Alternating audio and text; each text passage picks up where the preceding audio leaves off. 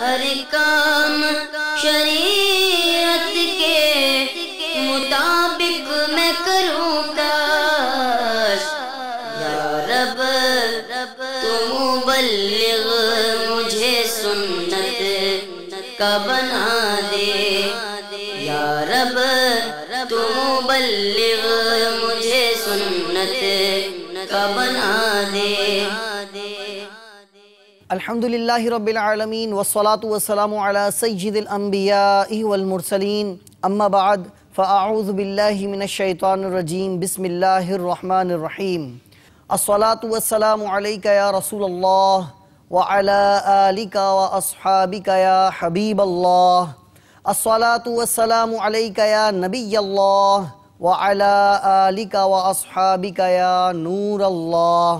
میٹھے میٹھے اسلامی بھائیوں اور مدنی چینل کے ناظرین، اس سلسلے میں ہم حاضر ہیں مدنی منوں کے مدنی پھول. یہ سلسلہ بالخصوص مدنی منوں کے لیے ہے، اور جیسا کہ آپ جانتے ہیں کہ محرم الحرام کا مہینہ ہے، بہت ہی رحمتوں اور برکتوں والا مہینہ ہے، حرمت والے مہینوں میں سے اس کا تعلق ہے. انشاءاللہ عز و جل اس سے جو متعلق واقعات ہیں وہ بھی سماعت کریں گے. اب انشاءاللہ عز و جل اس مدنی منوں کے مدنی پھول میں ہم تلاوت قرآن مجید کو شامل کرتے ہیں. صلو علی الحبیب صلی اللہ تعالی علی محمد. اعوذ باللہ من الشیطان الرجیم.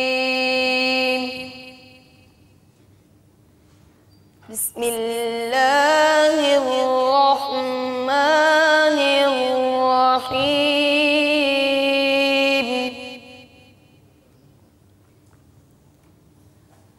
ام حسبت ان اصحاب الكهف والرقيم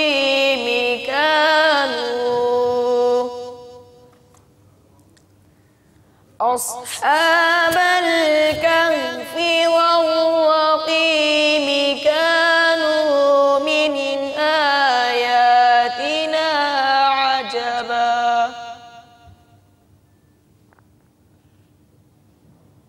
إذ أوى الفتية إلى الكهف فقالوا ربنا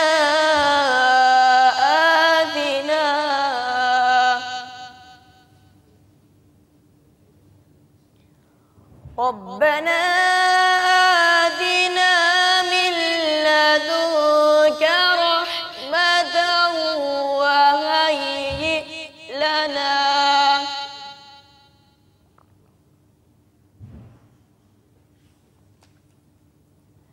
من لدنك رحمة وهيئ لنا من أمرنا رشدا.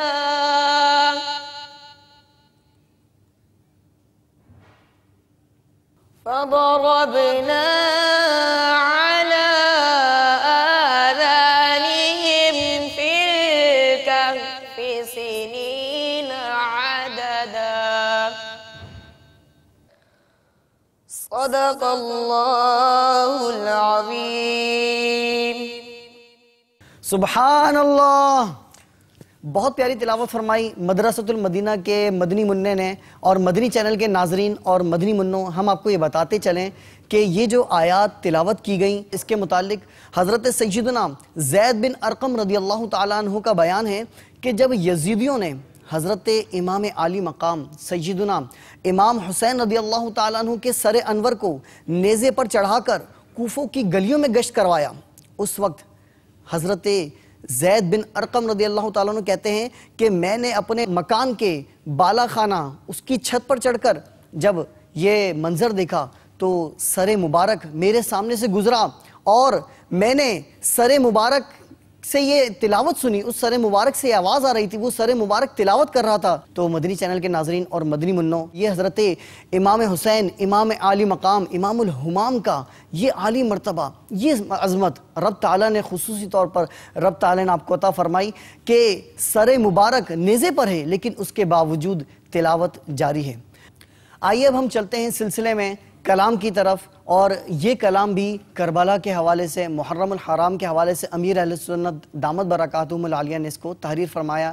آئیے سماعت کرتے ہیں۔ صلو علی الحبیب صلی اللہ تعالی علی محمد صلی اللہ علیہ وسلم۔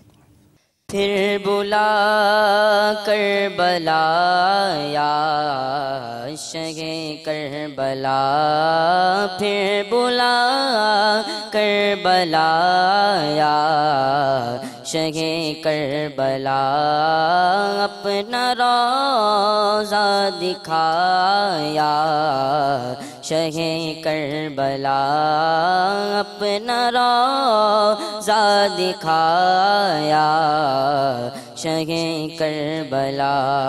میں نے چومی نہیں کربلا کی زمین، میں نے چومی نہیں کربلا کی زمین، ایک عرصہ ہوا یا شہ کربلا، ایک عرصہ ہوا یا شہ کربلا، اپنا روضہ دکھایا شہ کربلا۔ از پے چار یار شہ ذیبکار،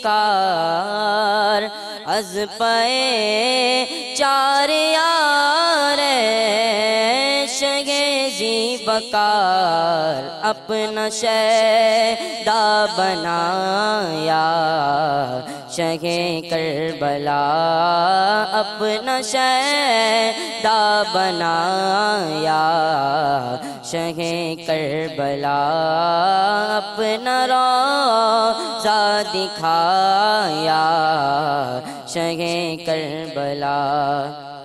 سن لو فریاد کو آؤ امداد کو، سن لو فریاد کو آؤ امداد کو، ابن مشکل کشایا شہ کربلا، ابن مشکل کشایا شہ کربلا، اپنا روضہ دکھایا شہ کربلا۔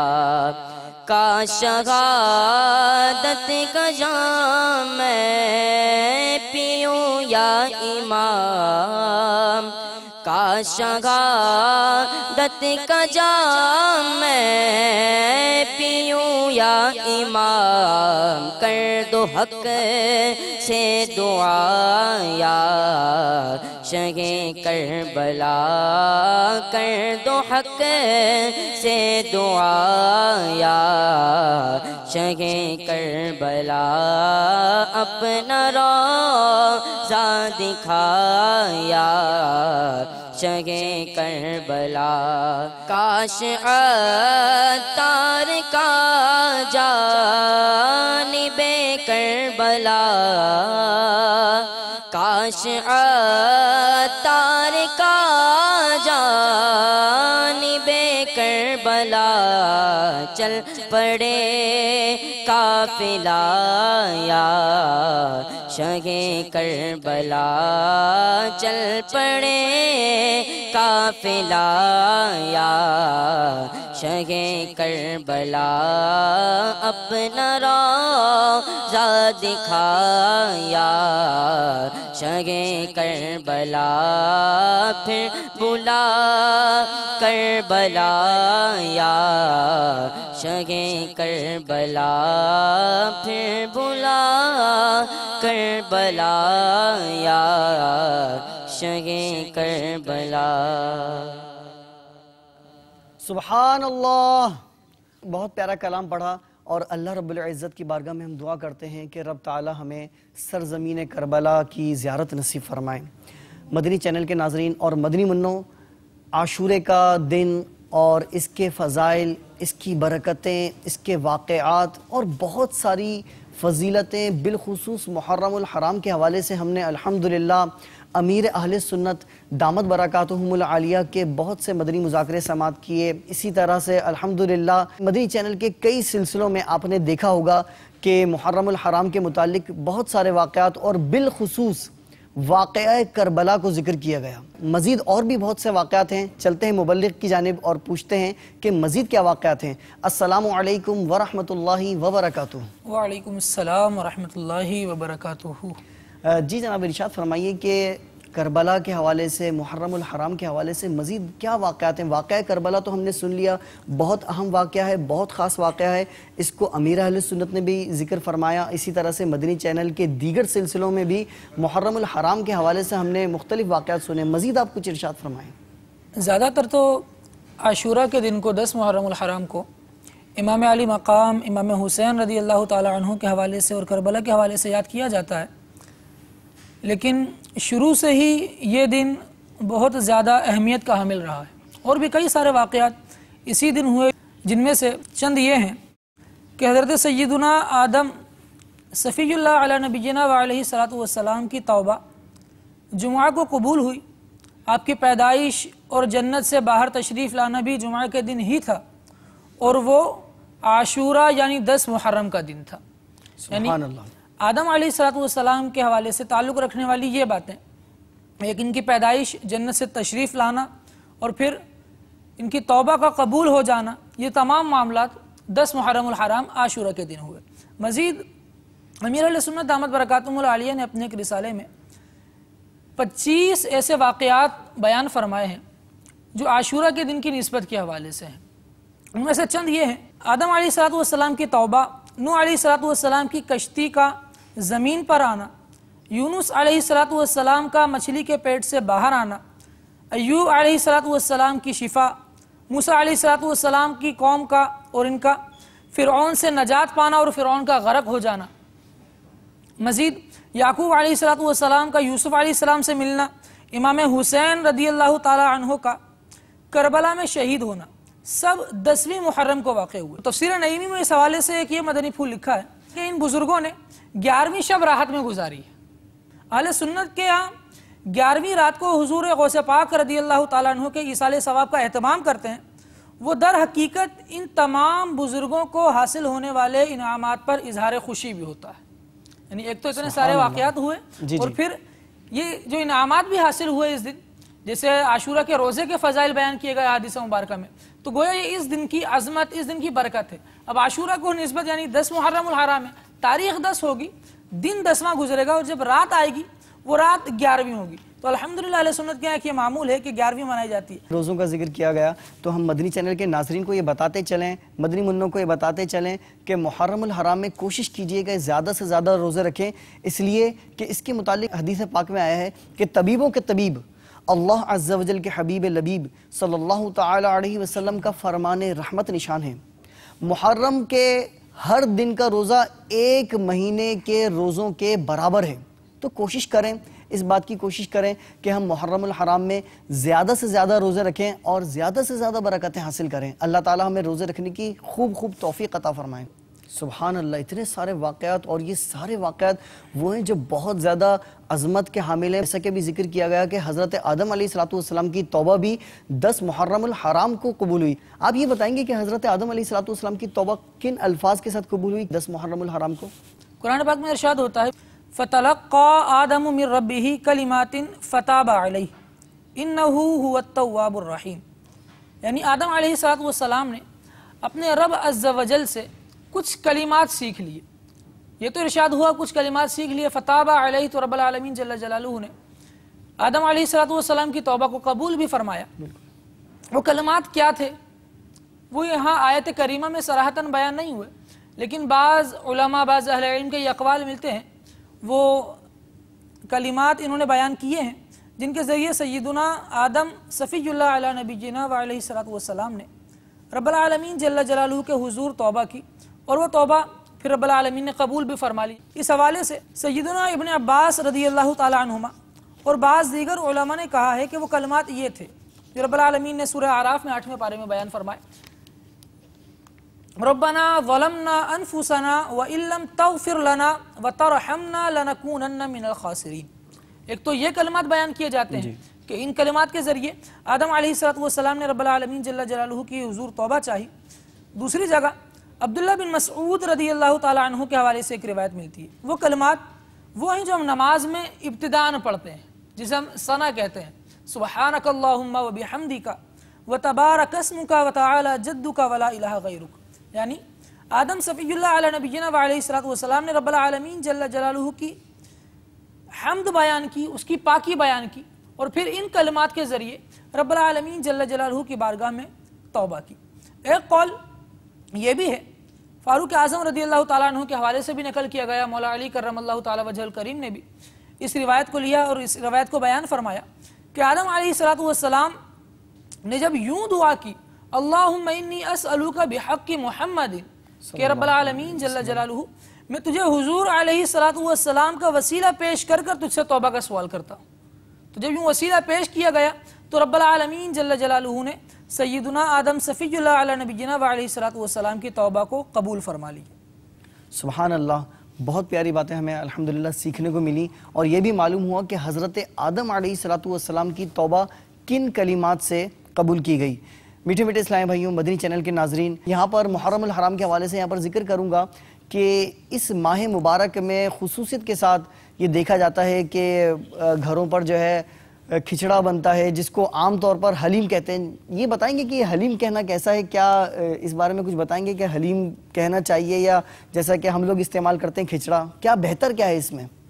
अल्लाह रब्बुल आलमीन जल्ल जलालुहु के जो नाम कुरान पाक में जिक्र किए गए अहादीस मुबारका में मुस्तफ़ा करीम सल्लल्लाहु ताला अलैहि वसल्लम ने बयान फरमाए, उन नामों में से हलीम ये एक सिफाती नाम है।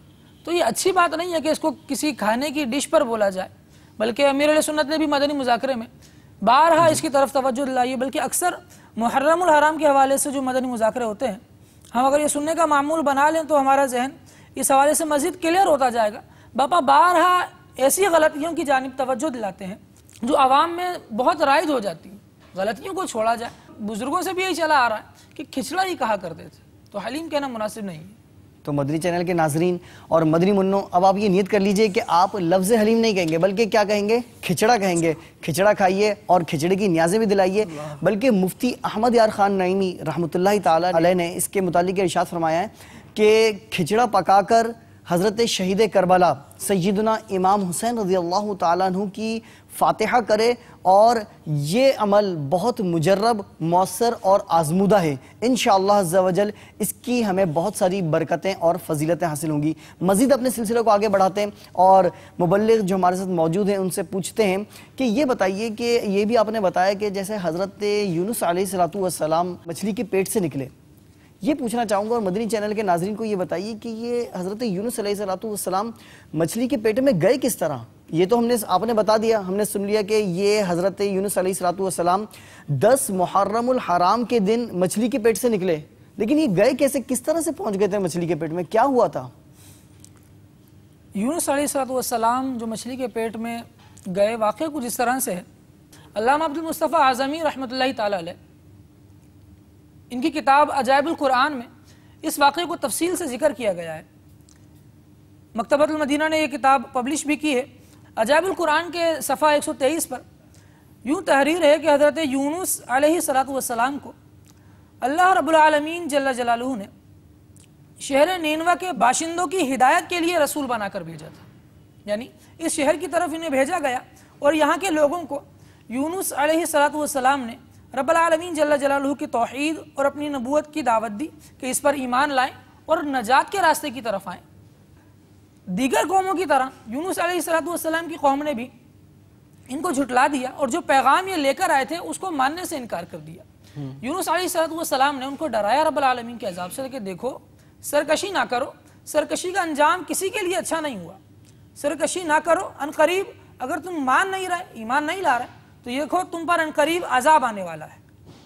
ये सुनकर शहर के लोग आपस में मिल बैठे और फिर ये मशवरा करने लगे कि देखो यूनुस अलैहिस्सलातु वस्सलाम ये जो बात कहते हैं ये सच्ची होगी, क्योंकि इन्होंने झूठ तो कहा नहीं। पहले हमने इनकी ज़िंदगी जो इनके साथ गुजारी है इसमें इनको ये नहीं देखा कि ये झूठ बोलते हैं, یہ ہمارے مدنی چینل کے ناظرین اور بالخصوص مدنی منع اس بات پر توجہ کریں کہ یہ یونس علیہ السلام کی وہی قوم ہے جو ان کے اس پیغام پر ایمان تو نہیں لا رہی، جو رب العالمین کی وحدانیت کی طرف بلایا جا رہا ہے اس پر ایمان تو نہیں لا رہے، لیکن اس کے باوجود بھی ایک بات کو سیریس لے رہے ہیں کہ ایسا واقعہ ہے، کہیں ایسا نہیں ہو کہ یونس علیہ السلام نے یہ بات کہہ تو دی ہے، ساری زندگی میں ہم نے جھوٹ بھی نہیں سنا ہے، کہیں ایسا نہ ہو کہ ہم واقعی عذاب میں مبتلا ہو جائیں۔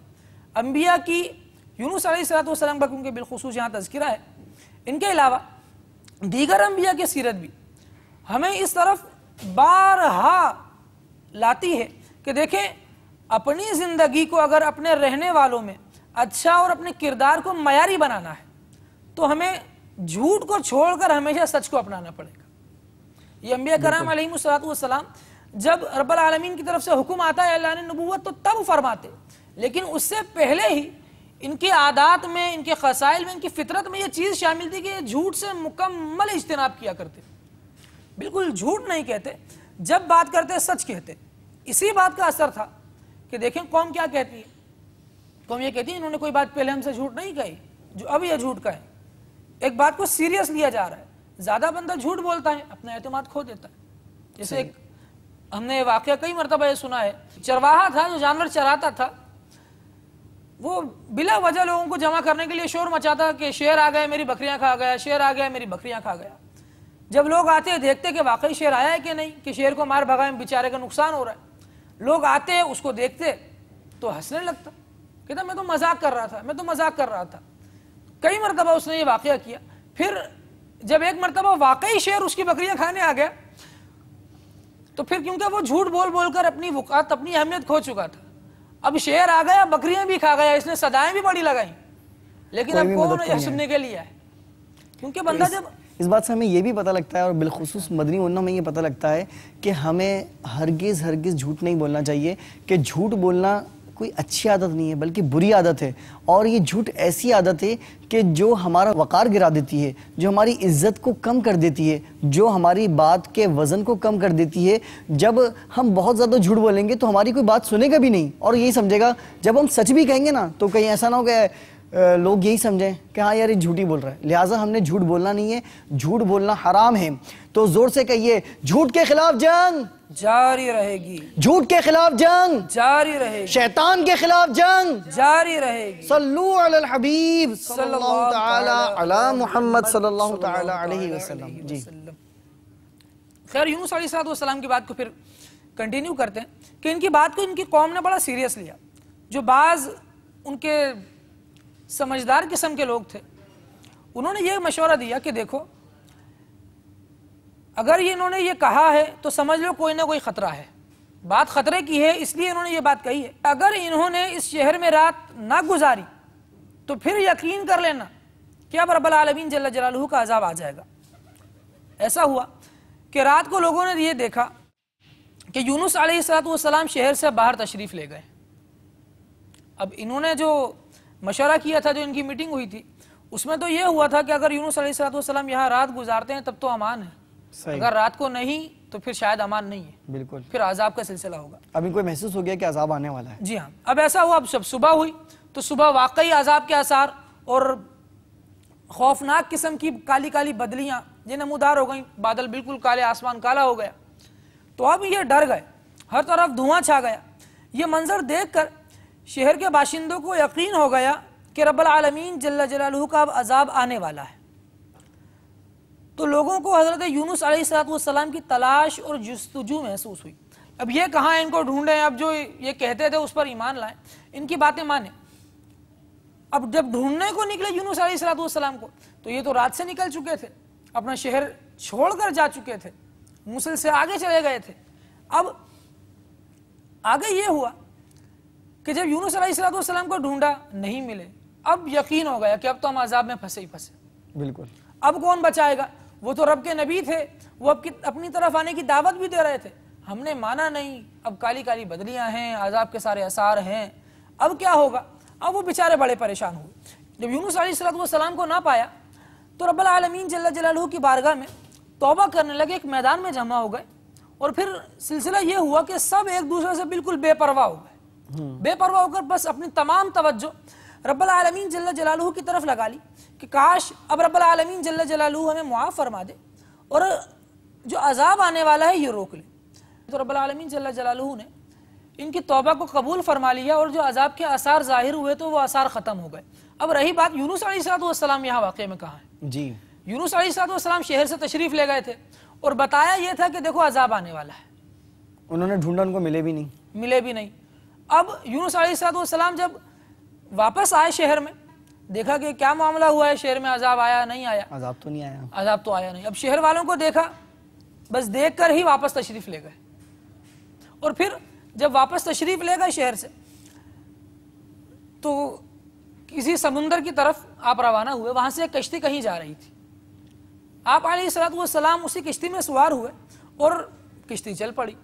اب جب آگے پہنچے تو بیچ سمندر میں جا کر وہ کشتی رک گئی. اب نہ آگے بڑھتی تھی نہ پیچھے آتی تھی. جو کشتی میں موجود لوگ تھے ان لوگوں کا عقیدہ یہ تھا کہ اگر کوئی بھاگا ہوا غلام کشتی میں سوار ہو تو پھر کشتی آگے نہیں جاتی. اب کون ہے بھاگا ہوا غلام اور کیا معاملہ ہے، کس طرح سے نجات ملے گی اس بات سے، ورنہ تو پوری کی پوری کشتی ڈوب جائے گی. اب کیا کیا جائے؟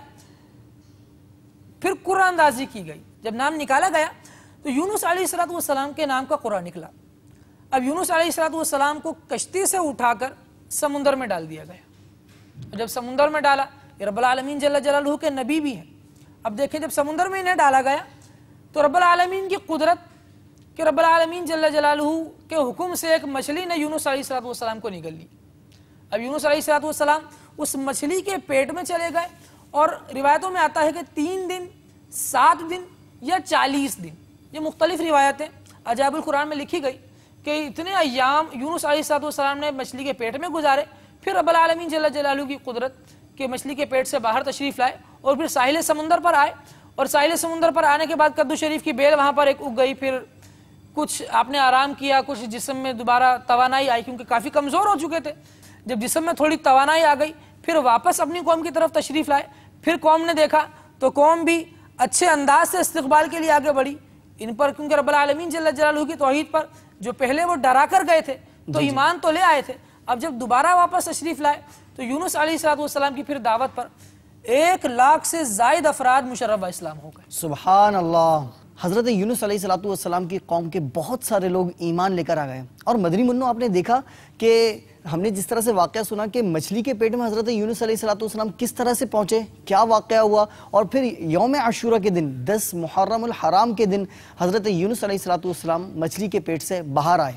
بہرحال محرم الحرام کے اور بھی بہت سارے واقعات ہیں اور آپ مدنی چینل دیکھتے رہیے تو انشاءاللہ عز و جل ہم مزید واقعات اور مزید اس کے متعلق سنتے رہیں گے. اللہ تبارک و تعالیٰ سے دعا ہے کہ اللہ عز و جل ہمیں محرم الحرام کی برکتیں لوٹنے کی توفیق عطا فرمائے. اور مدنی منوں آج کے سلسلے میں جو ہم نے بہت اہم چیزیں سیکھی ان میں ایک اہم چیز یہ ہے کہ ہم نے جھوٹ نہیں بولنا، ہرگز جھوٹ نہیں بولنا، بلکہ ہمیشہ سچ اور سچ ہی سے کام لینا ہے، سچ بولنا ہے اور سچ ہی کا مظاہرہ کرنا ہے انشاءاللہ عز و جل. اور کوشش کیجئے کہ ہم ہرگز جھوٹ نہ بولیں، سچ بولیں. اور محرم الحرام کی بہت ساری فضیلتیں بھی جہاں پر ہیں تو محرم الحرام کی ایک فضیلت یہ بھی ہے کہ محرم الحرام میں ہم زیادہ سے زیادہ روزے رکھیں کہ اس ماہ مبارک میں 1 دن کا روزہ رکھنا 1 ماہ کے برابر ہے. اللہ تبارک و تعالیٰ سے دعا ہے کہ رب تعالیٰ ہمیں محرم الحرام کے فضائل جو ہم نے سنے اسے یاد رکھنے، اس پر عمل کرنے